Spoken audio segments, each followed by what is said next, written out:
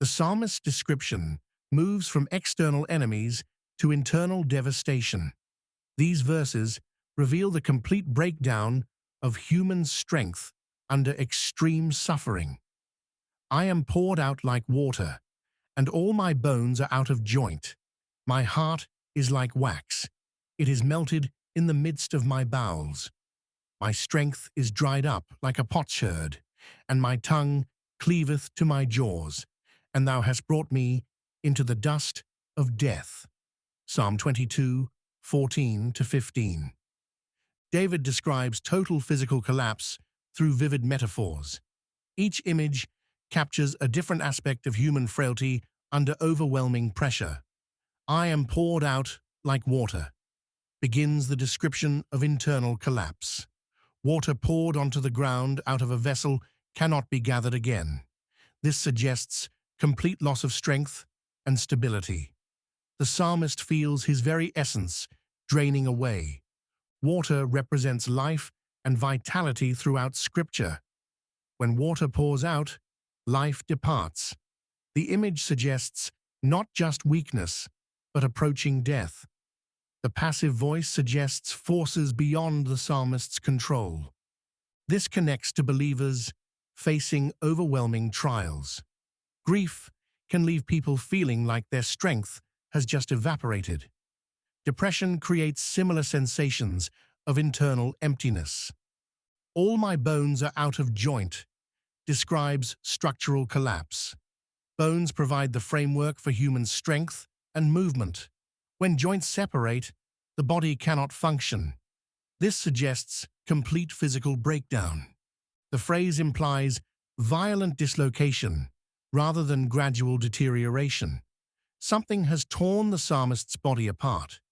The word all emphasizes total systemic failure rather than isolated injury. This imagery anticipates crucifixion. Roman crucifixion involved hanging victims by their arms, dislocating shoulders and other joints. The weight of the body would pull bones from their sockets. Believers facing chronic pain understand this description. Arthritis, fibromyalgia, and other conditions can make every joint ache. The psalmist's words comfort those whose bodies have become sources of constant suffering. The expression, "My heart is like wax, it is melted in the midst of my bowels," describes emotional collapse. In ancient Hebrew culture, the heart represented the center of human emotion and will. Wax melts under heat, losing all shape and strength. Ancient peoples understood the heart to be the seat of courage and determination. A melted heart cannot maintain resolve or hope. The phrase, "in the midst of my bowels," locates this melting in the deepest part of human experience. This describes emotional breakdown under extreme stress. Post-traumatic stress disorder can create similar feelings of internal dissolution. Believers facing prolonged trials often feel their emotional strength melting away. My strength is dried up like a potsherd, shifts from melting to complete dehydration. A potsherd is a broken piece of pottery. Such fragments crumble at the slightest force. The word strength encompasses both physical power and vital energy. When strength dries up like pottery, nothing remains but fragile remnants. The comparison suggests irreversible deterioration. My tongue cleaveth to my jaws describes the final stage of dehydration. Extreme thirst causes the tongue to stick to the roof of the mouth. This suggests approaching death through the loss of fluids. Jesus experienced this exact condition on the cross.